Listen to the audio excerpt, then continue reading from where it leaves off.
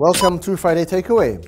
Today we look at two stocks with very different outlooks following GE14, GKent and BAT. But first, the local news where there is so much happening with the new Pakatan government off to a flying start.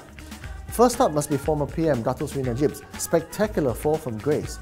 Policemen spent most of Wednesday night at his mansion in Taman Duta and his apartment at Pavilion in KL, where cops found 72 bags of cash and jewellery, as well as 284 boxes of high-end designer handbags. Separately, former Attorney General Tan Sri Abdul Ghani Patel said he was preparing to charge Najib in 2015 on crimes related to 1MDB when Najib sacked him.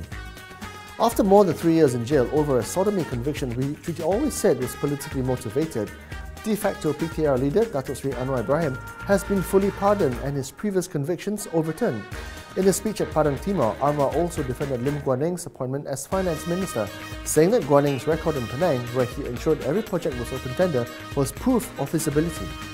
And in Japan, first quarter GDP shrank by an annualized 0.6%, ending its longest run of growth since 1989. The slowdown was worse than analysts' expectations of a 0.2% decline and was the end of an 8-quarter run of uninterrupted growth. On to the FBM KLCI. As at 10 a.m, the index was up 0.2% to 1,858 points, 11 points higher from last Tuesday's closing because the market was closed Wednesday through Friday for GE14. Year-to-date, the KLCI is up 3.4%. Now in this week's This or That, it's all about politically linked stocks, or rather who's on the right and wrong side of the divide. On one side is GKent, in which ex-PM Najib's golf buddy, Tan Sri Tan Kee Hock, has a controlling stake of 42.2%. On the other side is British American Tobacco, seen as the beneficiary of the new Pakatan government's decision to abolish GST. So let's dig in. GKent is a fully integrated rail systems player that also supplies water meters to the state governments in Malaysia. Now their share price hit limit down for the first 2 days of the trading week, losing half their market value since GE14. The new Pakatan government says it will review mega projects which may impact the ECRL, HSR and MRT3, all of which GKent is eyeing. Today the shares are up 7% to 161 on a rebound, but the collapse in the share price since Monday means GKent is still down 38% in the last 12 months. Hong Leong Investment Research met GKent's management, who reassured them that all of their ongoing projects like the LRT extension, MRT2 track works and LRT3 project delivery partner were secured via competitive tender, and that GKent is the only fully integrated rail systems player with a purely local setup. Plus, they also command over 50% market share for water meters in Malaysia and supplies all states in the country except for Malacca.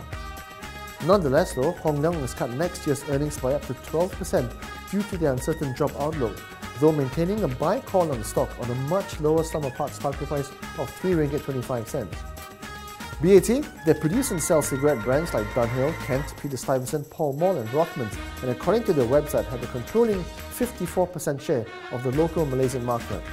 Now in line with the election promises, Pakatan has cut GST to zero and promised to tighten border controls to curb smuggling activities, all of which is positive for tobacco players, as illicit cigarettes account for up to 40% of the local market, while consumers will of course benefit from higher disposable income from no more GST.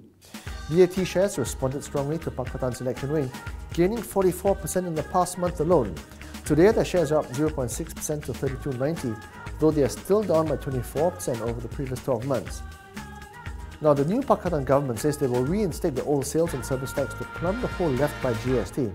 But CGS CIMB notes that if the tax exceeds 6%, this will be negative for tobacco players, as they will need to raise prices which could hurt sales.